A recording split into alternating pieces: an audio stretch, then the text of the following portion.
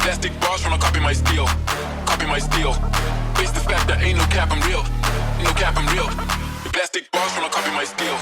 From the ESPN studios in Bakersfield, California, it's the Early Bird Special, bringing you the best stories from the world of sports and sports entertainment.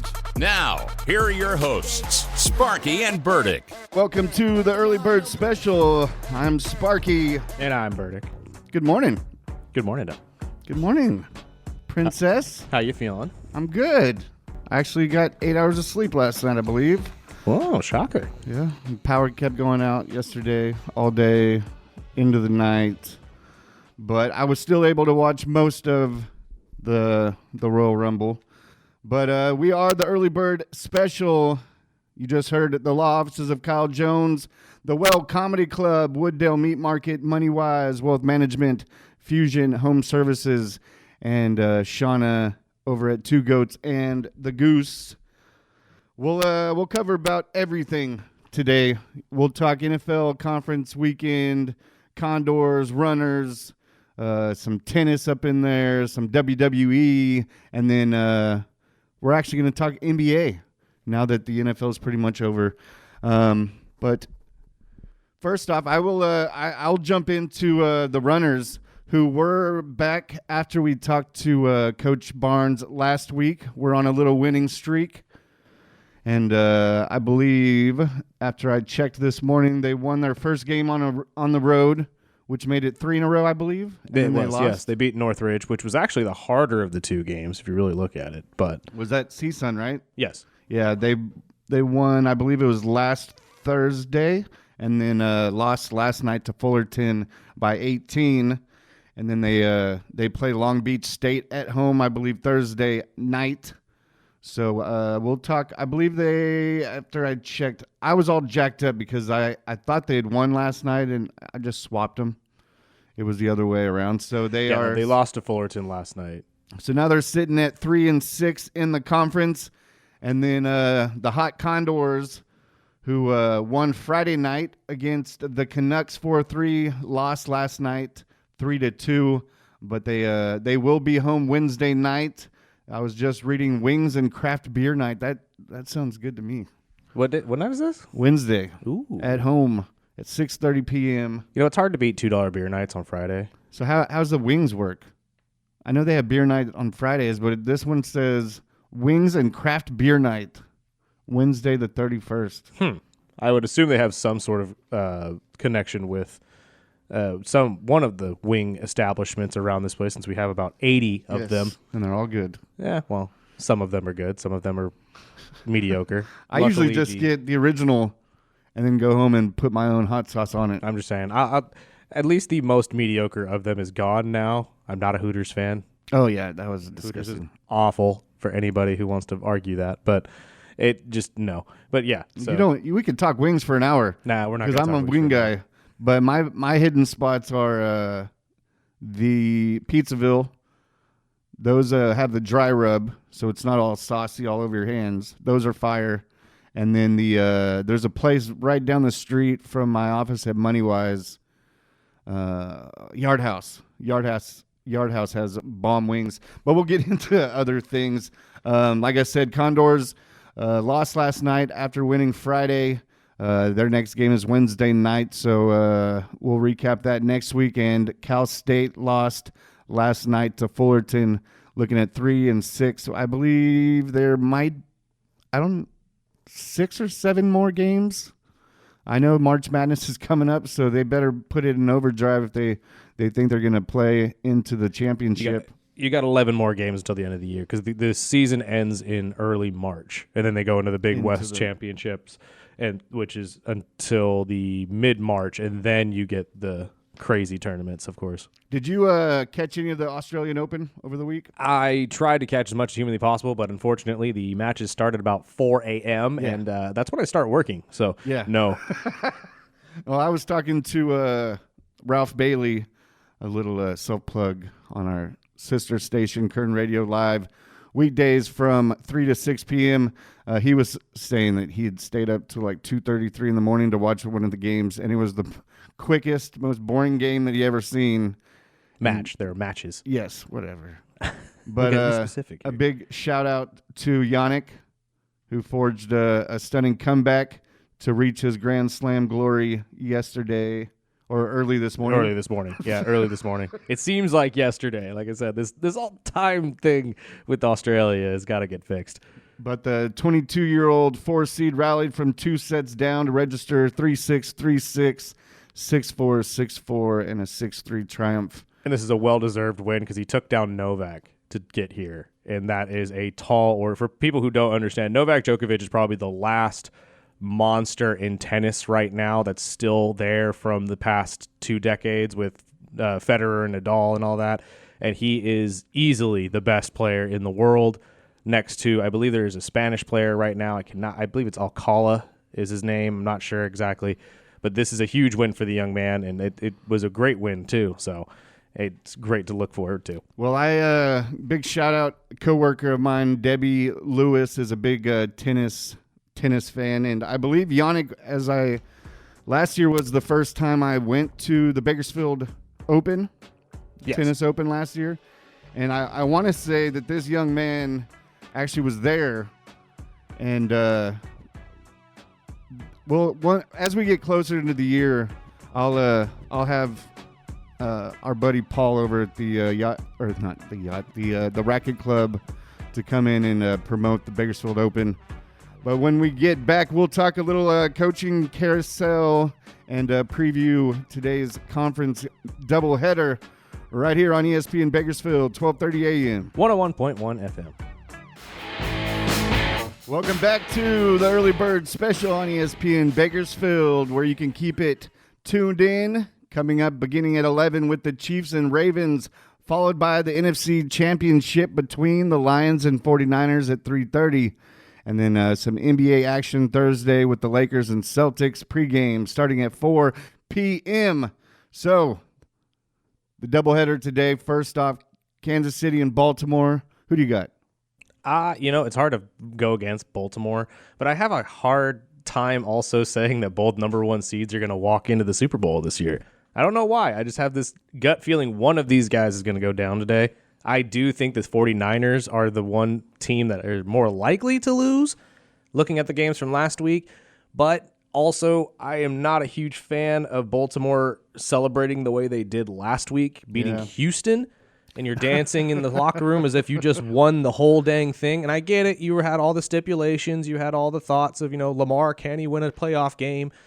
I get it. But usually the team that celebrates like that early is the one who gets their butt kicked the next week. And I just don't think you can celebrate like that and then take on the Kansas City Chiefs, who have been in the Super Bowl the last, half a decade, and expect to just walk in. So I'm going to go with my gut probably and go with Baltimore here. But there's a gut feeling I have that it could go the other way. Well, yeah. I mean, Kansas City is not going to be a pushover. I think Baltimore is the team to beat this year. The last month or so, the last 6 weeks, Baltimore's hot. I wouldn't want to play in Baltimore, but Kansas City, I mean, they smashed Miami, or then they went to Buffalo last week. That was Pulled out a a narrow iffy one. game. But I think Baltimore is just going to be too much for them this year, but they are the Chiefs. Let's also not not forget that Patrick Mahomes is the most winningest quarterback on the road, period. Nobody wins on the road like Patrick Mahomes. Yeah, but they said that, the 2 weeks before, no one wins like Patrick Mahomes at home. Exactly. And now it's the okay. same thing. Two Patrick things can be Mahomes on right the at the same time. Yeah, here, but my they're friend. just juggling those. I'm just saying it's like betting against the Warriors at points. They've been there. Pretty much. And it's hard to sit there and say that the best thing that this guy can do, it stops somewhere. It really doesn't. So I don't know. This is going to be a tall order, but I think the defense is going to be what ends up winning it for them, because I don't see Lamar running for 100 yards and 2 touchdowns again, and I definitely don't see him beating them through the air. So it's got to be something, it's got to be an X factor, which I think could be Mark Andrews. That's what I was just going to say. And, him and Likely have been, a good link with Andrews out, but having both of them back, which reminds me, we have a clip from Eric Weddle, 14-year vet and Super Bowl champ, on Lamar's road from his rookie year.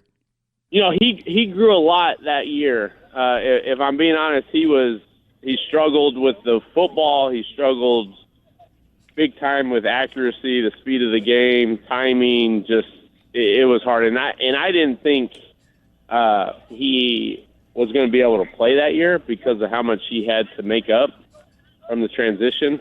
But man, the guy worked before and after every practice, working on his fundamentals, his footwork, and man, when we made the switch midway through the season, I mean, we went 7-1 the last 7 games and won the division, and he was a huge part of that. Obviously, our defense, we had the number 1 defense in the league that year, but he catapulted us into the playoffs and the momentum and the belief, and he's skyrocketed ever since. Well, we both have Baltimore. I think it's going to be a tight game. It's going to be, I think it was Patrick Queen or Roquan this week. I heard him saying, everyone's about, the Kansas City's epic offense, and no one can stop that epic offense. And he had a clip earlier that I saw that I couldn't find this morning, but it's an epic defense.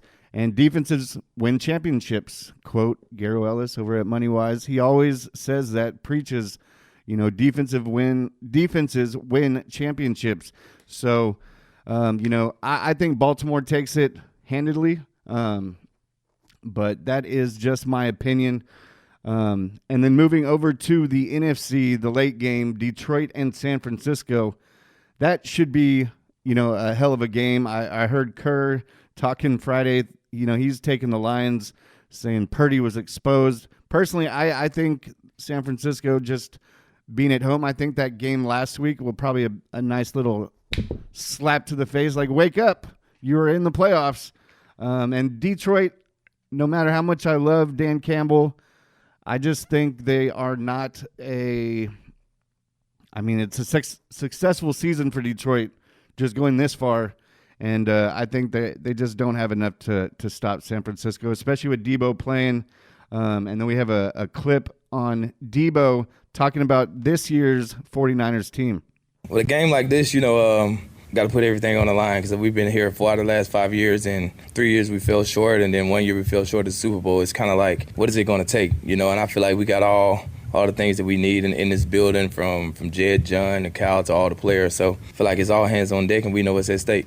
And this is the game that I believe we're split on this one. Are you going Detroit? I'm going Detroit, and here's why. I don't think Purdy necessarily was exposed at all last week. I think that's an over-exaggeration.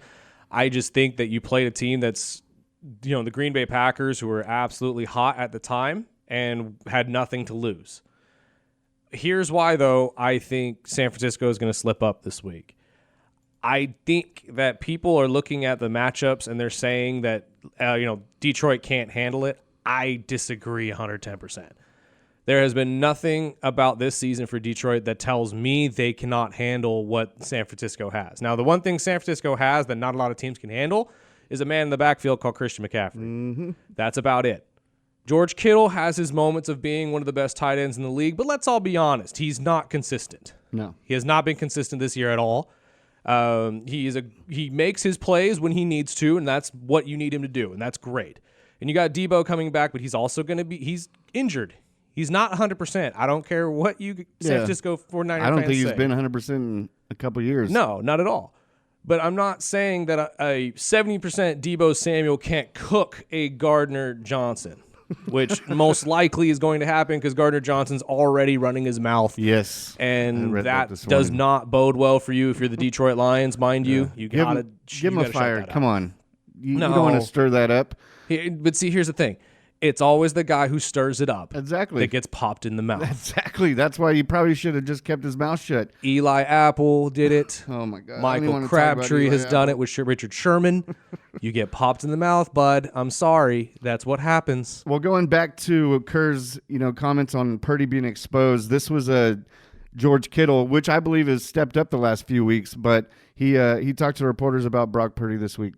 I don't think it'll have a negative effect. I don't think Brock really listens to too much. Like, I don't think he uses any type of social media very much. And, I think he's kind of like me. You don't really read anything unless your mom sends you it. I think Brock's just going to be dialed the way that he has been all season, the last 2 years for us. And people can say whatever they want to say, and he's just going to go out there and be Brock. Exactly. And go ahead. Sorry, just to wrap up my point, because I never actually got to it because we got sidetracked, and that's on me. I think Detroit's playing with house money as Houston did last week, but they have one thing that Houston did not, and that is a coach that is willing to take gambles.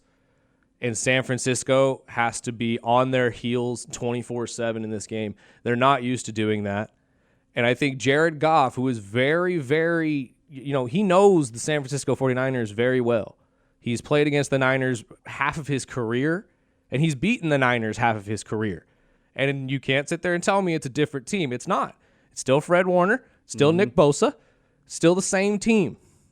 So I'm sitting here. I think Detroit holds more cards in their hand than people are actually realizing. And I think Dan Campbell and Jared Goff, and mind you, the last time these two were actually in a conference championship game was the famous Saints versus Rams game. Oh, my gosh. With the PI call that was never called. Mind you, Dan Campbell was the defensive coordinator, I believe, at the time for the Saints, and Jared was obviously the quarterback for the Rams. And I think that is just going to boil down to these guys have more grit, they have more heart, and if the Niners walk into this game like they did against San Francisco, you're going to get popped in the mouth and you're going to lose. Well, that's one good thing I'll agree with. Dan Campbell is a badass. Yes, he is. He's always had that punch you in the mouth type, old football type coach. And I have a clip from Greeny talking about Detroit and Coach Campbell. For 30 years, they were a laughingstock. And Dan Campbell built a culture. And if you watched the post-game interviews on the field after they won that game against Tampa last week, they were talking about the culture. They were talking about how happy they were for each other. They were talking about how they play for their teammates, about what has been built there. And that's why they are where they are, and they aren't going away. They didn't catch fire. They didn't catch lightning in a bottle. They didn't have better X's and O's. They built a culture. They had a coach and a general manager who are walking in lockstep with each other. So to me, however much credit you give Dan Campbell, it's not enough. Well, using that as a transition, before we get into the coaching carousel of this past week, I was really sold on DeMeco Ryans being the coach of the year. What he did with a rookie quarterback in his first year as a head coach for Houston. But do you think Dan Campbell should be in that same conversation? Yes, but I do believe it'll go to DeMeco because you're right. He had less to work with and less expectations coming into this year that ended out with a better result, in my opinion. Even though Detroit made it further, I feel like Detroit came into this season with more of a expectation that they were going to win. When you came in this year with the NFC North, we really had question marks. I know a lot of teams were thinking the Bears were going to be great, but that was a gamble. No one knew how Green Bay was going to be, and Minnesota has had so many years of disappointing their fan bases that we were just kind of automatically saying, we're going to throw them out. We're not going to keep them. So at this point in that year, and especially watching the team last year have the year that they had, because they also, let's not forget, had a spectacular year last year, making it into the playoffs and whatnot. But this year, I think it's got to go to DeMeco. It has to go to DeMeco. Like it's either DeMeco, Dan Campbell, and just thinking offhand, the other one would be Stefanski. Yes, but I think Stefanski losing in the first round the way he did kind of kicks him out of the conversation. To Houston. Yes. Yeah. So going into other coaching, I know my Dolphin fans, we agreed to mutual part ways with Vic Fangio, which doesn't really surprise me too much. I know the rumors I read the last week or so that he wanted to be closer to his family out in Pennsylvania, I guess, instead of moving them to Florida, which I don't understand. But no, I think this was just an excuse to get him back to Philly. Yeah. And read this morning that they already snagged Kellen Moore as their offensive coordinator, so they look like they're regrouping or rebranding that offense and defense. But that leaves with, which I'll ask you as you are a Falcons fan, What's up? Like, I really thought Belichick would be in Atlanta or Harbaugh would be in Atlanta. I knew Harbaugh would never come to Atlanta. I think there were better suits for him, including the Chargers, where he ended up. I think that was probably the best place that John could have gone. I'm sorry, Jim, not John. John's with the Baltimore. Jim Harbaugh could have gone was with the Chargers, and I think I honestly thought that Bill would be in that conversation for the Chargers job as well, but apparently he wasn't. I, however, and you've heard me on this show say it since our first inaugural episode, didn't want Bill. Didn't think Bill was going to fix Atlanta. He's not going to be the guy. I think Bill liked the idea of Atlanta because Atlanta had the most likely situation for him where he was going to get what he wanted, which is most control over the team. I think Atlanta was willing to give him that outside of the because let me explain a little bit. Where the coaching talks fell apart from what I understand. Atlanta not only has an owner, but they also have a CEO. And that CEO still has some connection and decision-making in the team, not just the owner. Arthur Blank is the owner. I cannot right now remember the CEO's name, and that's not here nor there. Yeah. Bill wanted majority control over the team, over not only the GM, Terry Fournoy, but the CEO as well. Essentially, his only boss would be Arthur Blank. Yeah. Just like he had in New England with Robert Kraft. They did not want to do that, and that's where it all fell apart. And honestly, I think we got somebody that I didn't even consider, which, shame on me for that, because I totally forgot that he was even in the conversation for a job right now. But Raheem Morris coming to Atlanta is going to be a huge plus. I love that pick. I think people forget a couple years ago, 2020, when we parted ways from Dan Quinn. I say we as in the Falcons. The Falcons parted ways with Dan Quinn, the head coach at the time. Raheem became the interim head coach and actually almost led Atlanta to a great comeback in that year, in which we as fans all said, keep him. We were the Raiders that year. Keep him. What are you doing? Keep him. And Arthur said, no, we're going to go with this guy, which was Arthur Smith at the time, the then offensive coordinator for Tennessee, and our now fired head coach, who never really boiled down to anything. Of course. So this move, to me, not only was Arthur Blank saying, okay, we made a mistake. We're going to go with Raheem now, which, slap on the wrist for you, Arthur, but at the same time, it is what it is. He's grown. But he's also bringing in an offensive coordinator with him in the former head coach, or I'm sorry, not former head coach, former quarterback coach for the Rams, and Zach Robinson as our now offensive coordinator. Another solid pickup. That is going to be huge. Because if you remember what I said last week was Atlanta needed somebody that was going to fix the quarterback situation in the offense. And that kid, Robinson, will do that. I think he has a plan, and whether that means Desmond Ridder is his guy or we draft somebody, we don't know yet. But I think Raheem is going to come in, absolutely carry this defense and what they've done already and make it even better, hopefully propel them into a top 5 defense next year.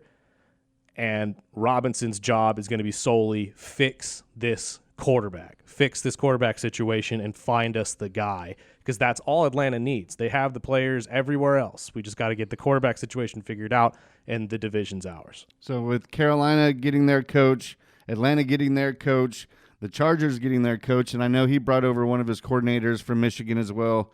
And we should also shout out that the interim head coach for Michigan this year that took over is now the main head coach, taking over for Jim. The one that filled Michigan. in for Harbaugh? Yes. All right, and then I want to go to, before the break, I want to go to Darlington on Vrabel being unemployed. That, to me, is as big of a mystery as Belichick, because at least when you're looking at Vrabel, it's not as if the game – he was the coach of the year 2 years ago. And it's not as if the game has passed him by. It's not as if he can't relate to players, all the things that people say about Belichick. I also question in this capacity, are these owners afraid of like an alpha coming in? Are they afraid of a guy coming in and taking over their organization? And are these owners hearing from people within their organization, steering them away from it because then they fear for their job security? I can't look at a guy like Mike Vrabel and not think that he is a better candidate than all the guys that just got hired. I disagree in certain areas, but I'll let you talk. I mean, 5 minutes. I don't see. So I like the Raheem Morris signing in Atlanta. I think it's a perfect fit. I think there's, like you had said about the quarterback, I think he's going to be the guy. I'm not 100% sold on the Carolina deal, but that was like the toilet job anyway that somebody had to take. I'm not a Harbaugh guy, but I saw him going to a California team. That he's a California guy, always has been, and I like Vrabel. He's a hard-nosed type coach, but I see him more as a coordinator. Yeah, I think that's where his success will be. I'd love to have somebody like Vrabel or Leslie Frazier over in Miami because we need a veteran defensive coordinator.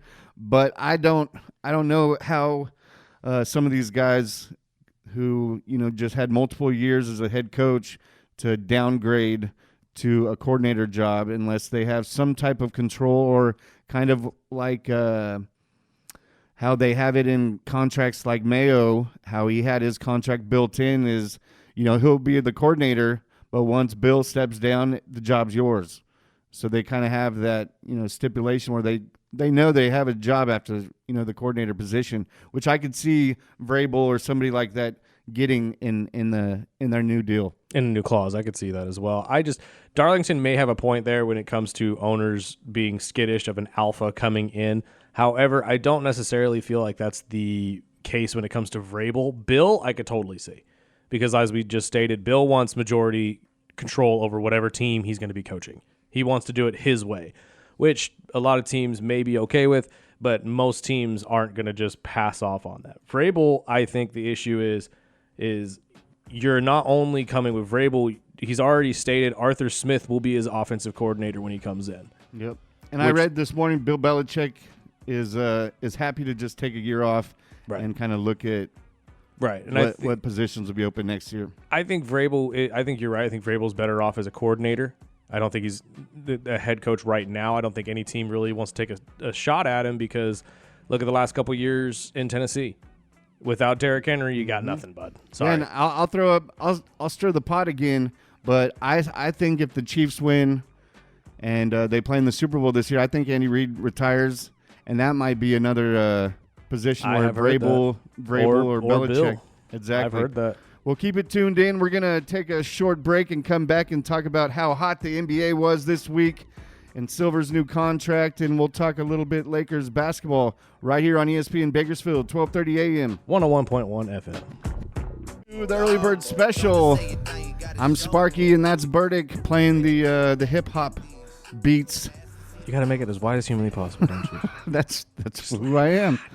I'm a big basketball fan, and when football is over, it's over for me. So I'll be watching, but as here and there, like I might not watch the whole game. I might just play my PlayStation today and check the scores on my phone. But NBA is hot. I mean, not only this week, but the last couple weeks. And just to kick off the NBA conversation, the Milwaukee Bucks officially named Doc Rivers as their 18th head coach in franchise history on Friday, signing the 62-year-old to a multi-year deal. And we got Doc on what he has left to prove. I don't know I have anything to prove except for I want to win. I like winning. I like putting myself in those situations, and I've failed, and I've won. Man, I tell you, winning is something that you can't produce. Winning it all, it's like having a blood transfusion with everybody in a group and an organization. Once you get that in you, you want another one, and that's my pursuit. I want to win. No. You got nothing to prove, Doc. You got nothing to prove, homie. You're the only guy who's lost a 3-1 lead in the playoffs, 3-0 lead in the playoffs multiple times. You're the only one that's been blown up as much as you have. Look, at this point with Doc Rivers, I don't even know if you can say Doc Rivers is a Hall of Fame coach anymore. Oh, come on. You can't. Come on. What has he done besides coach the Big Three? Please tell me. What has he done? That was enough. No, it's not. He went to L.A., had DeAndre Jordan, Blake Griffin, Chris I Paul. remember the Clipper days. He's had ridiculous amount of stars and has done nothing else. All those Celtics years. I mean, he was I hated that guy because I'm a Bulls fan, so all those years. But I was kind of scratching my head when I heard the Bucks coach got fired. That is a little fishy. Griffin, okay, so I actually am glad you brought up how fishy it is, because I have heard a conspiracy theory about this that I don't know exactly how true it is, but it kind of makes sense to me. So when this entire season began, Griffin was the head coach for the Bucks, and there's been some controversy with him and Giannis butting heads this year. Now, mind you, they were 30-13 when they fired their head coach. Doc Rivers was hired on by the Milwaukee Bucks as a consultant for coaching purposes. He wanted the head coaching job, I think.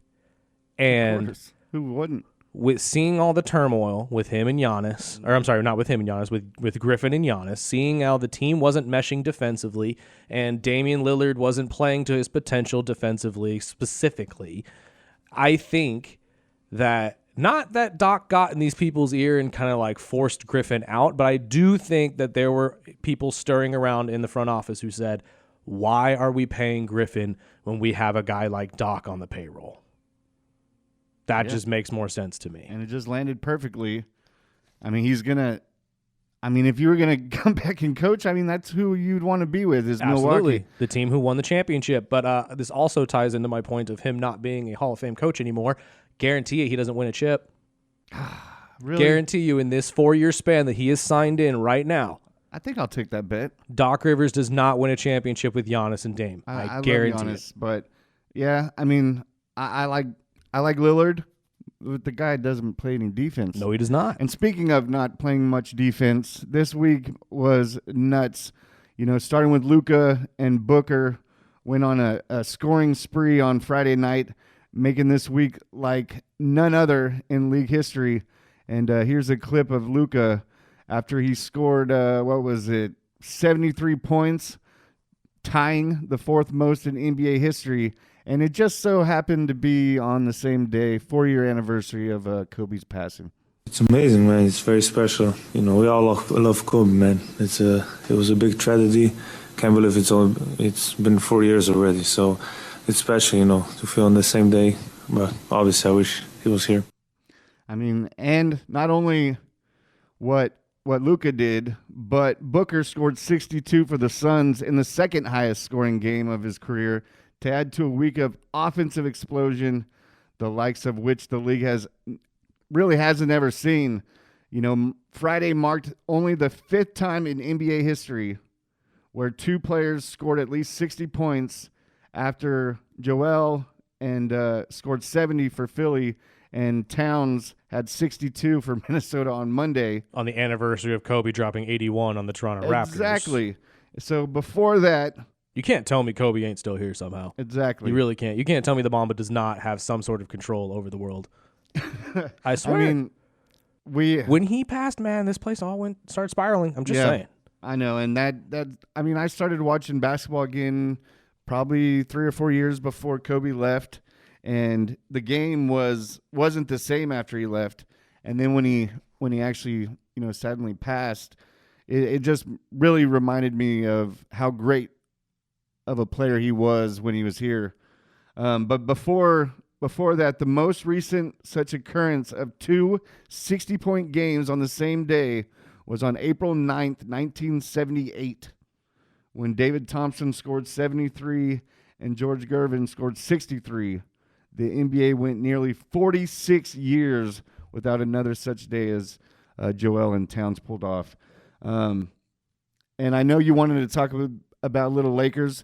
Should we take a quick break and wrap up the show, or you want to talk Lakers? Let's just finish it off right now. Well, might as well. Lakers have been the last week searching around their trade options when trying to find another guard, as it seemed that D'Angelo Russell was on his way out before this massive stretch of games that he's had of double digits and has essentially stomped out all of those thoughts that he might be the one on the way out. However, they have been fielding calls on players like Donovan Mitchell and, oh, Lord, I can't remember the other guard on file right now. I think it was Malcolm Brogdon was the other one they were looking around for. However, LeBron played a key role last night in their win over the rival Warriors. I almost said Wizards. Oh, Lord. The Lakers taking down the Wizards 144-142 last night in double overtime after LeBron hit 2 clutch free throws at the end of the game with a second left to pull it off, making Steph Curry rip his jersey on the way out, mind you. And the old Buck had some thoughts to say about the game and, well, feeling old. Are you tired? No, not really. My body's a little run down. All right, ready to give it what you got. Appreciate you. Are you sure you're the oldest player in the league? Nah, I don't think so. I don't feel like it. I go out there and try to compete and be young. A lot of the young guys on our team keep me young. Competing with guys like Kuminga, that keeps me young. This man, you cannot say that this is not the most ideal basketball player on the planet. He has played 20-plus years, didn't take a break. That's the one thing I will give him over Michael, is he never took a break. I know Michael took a break because he got bored. That's different. But I mean, LeBron would take half the season off. That's not true. That's not true. I know everybody talks about this, taking breaks off time of the year. That's not LeBron, though, man. I'm telling you. Kawhi Leonard, you could say that.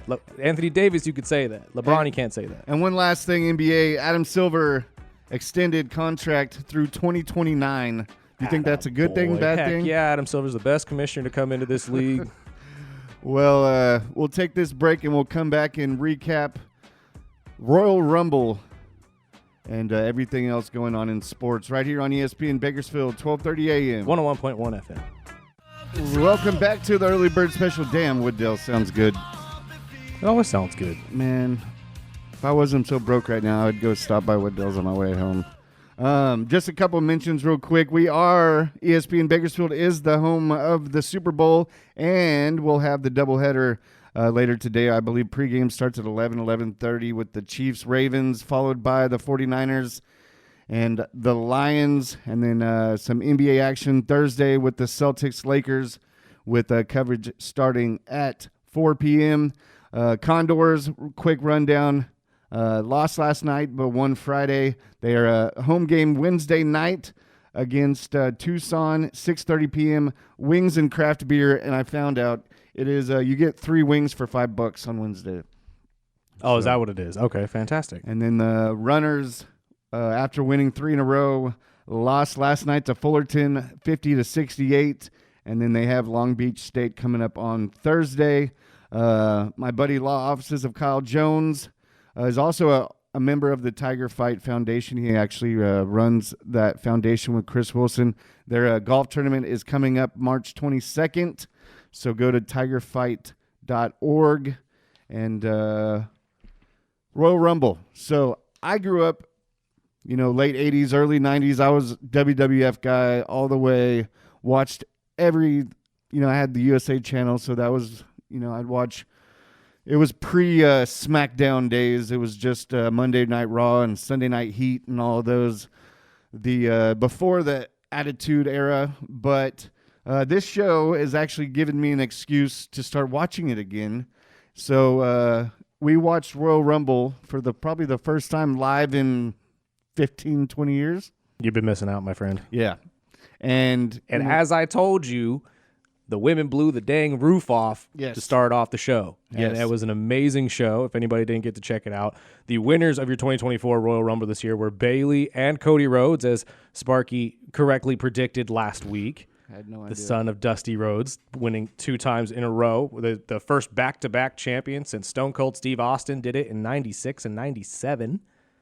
And Cody came in 15th this time, I believe, instead of 30th. So that actually kind of gives him a little bit of a leg up on this one. But so, I mean, I was watching it as a new watcher, you know what I mean? I didn't know. I knew the names of a couple of the chicks, if I can call them women, whatever. Divas, whatever you want to call them. So I knew who Bayley was. I knew who, a couple of these women were.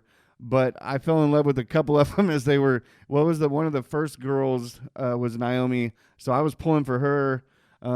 But the more I watched Bailey, the more I liked her.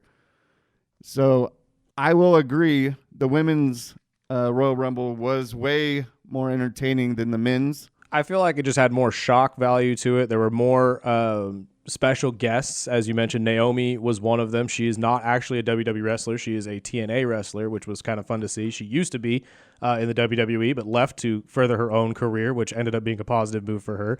Her rival also came in. I believe her name was Jordan. I can't remember the last name, though, but she had a great showing. Big, muscular lady who just absolutely dominated for a good 30 minutes of the match. And like we've said, there's plenty of talent on this roster on the female side that's just really got showcased well. So if anybody has Peacock, you can go back and watch it. It is still there. You can check it out until WWE leaves Peacock, because all of them are still there.